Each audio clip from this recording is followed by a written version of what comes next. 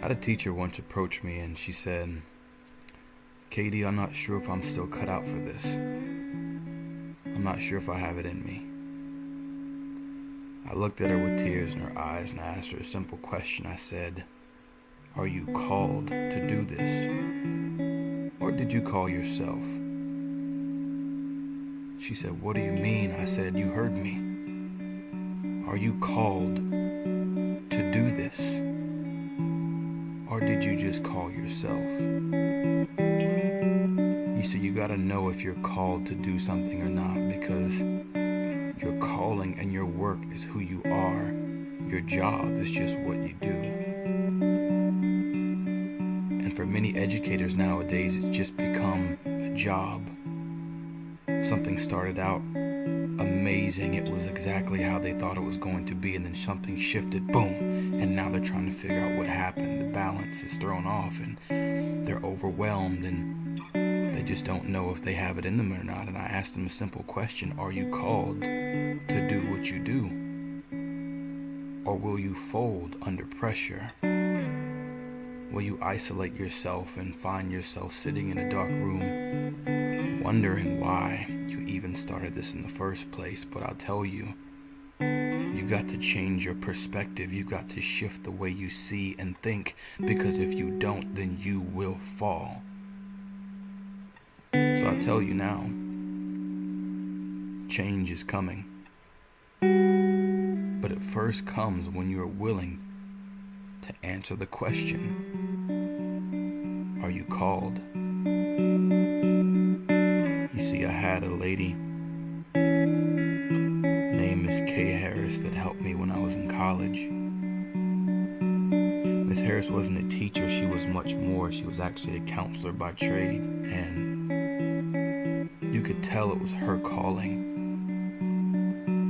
Because I remember coming into her office one day and I sat down and I said, "Miss Harris, I'm not sure if I can do this." And she looked at me and she said, "Young man, you can do anything. You are brighter than the sun." She said, "You're special. Don't you give up." Now see, what Miss Harris didn't know about me is that I came from a broken home where my parents had divorced at a young age. I had been the victim of bullying when I was in middle school. I didn't have many friends. My self-esteem was terrible and my grades were even worse. I was on academic probation. All I ever wanted to do was to make it to college, and when I finally did that, I was failing all over again. I didn't know where to go or what to do, but there was a woman who knew her calling. And she found me. And many a days I came and I sat on her couch. And she said, "Kenneth, don't you give up. Make it happen."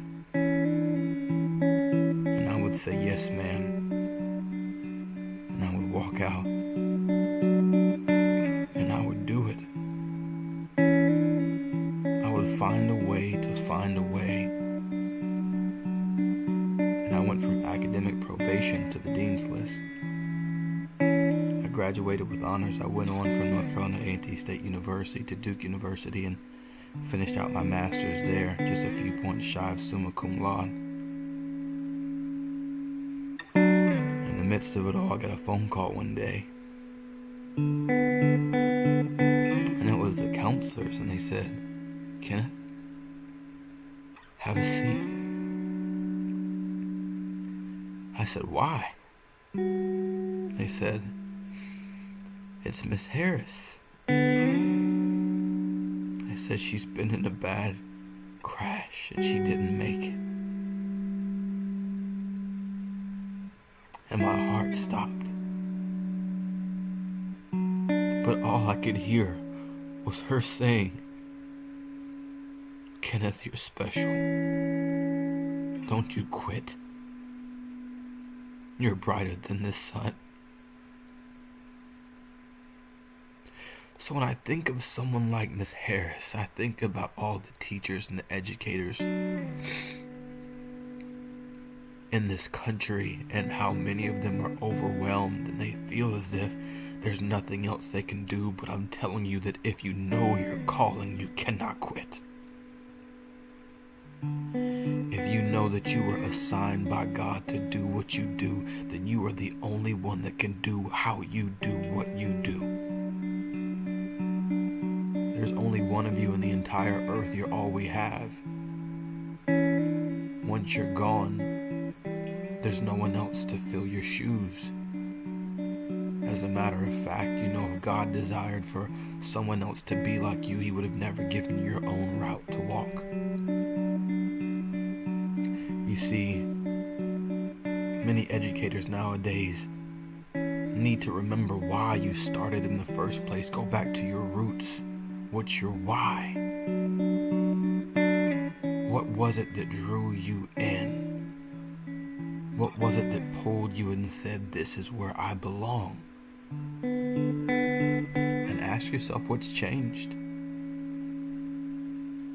That's the first part. When you're ready for change, you have to understand that there are 4 D's you must conquer. The first is discovery. You got to discover what's causing you to shift the way you are. What's pricking and pulling at you? What's got your attention? And once you figure out, once you discover what that is, you begin to develop a plan of attack. How am I going to counteract this thing? What am I going to shift that will put me back in balance? How can I get the upper hand again? And once you develop that plan, then you deploy it. Send it out. And once you've deployed it, the next thing you do is destroy it. And it becomes any form of fear, any form of doubt, any form of naysaying, any form of negativity, anything that goes against the fact that you know you are called to do what you do. Miss Harris knew what she was called to do, and she did it. So I looked at my friend and I asked her again, are you called? Or did you call yourself? Don't you know that your students are seeds? And that for some of them, you may be the only good soil they are ever planted in. So you have got to be consistently you, because they will push you and they will try you, because they're trying to see, is she who he or she says they really are? Because they said that they loved me, let me push them and find out. They said they would be there for me, let me try them. They said they cared about my success, let me see. Because if they can accept me with my flaws, they'll love me when I've gotten everything right. So too many teachers are coming in with average hearts, expecting excellence to come from their classrooms, and that's just absolutely crazy. And that typically happens for those that called themselves and not those that are called. You see, those that are called understand you're going to have to fight for this thing. Nobody's going to give it to you. But just like Miss Harris, she saw that I was worth fighting for.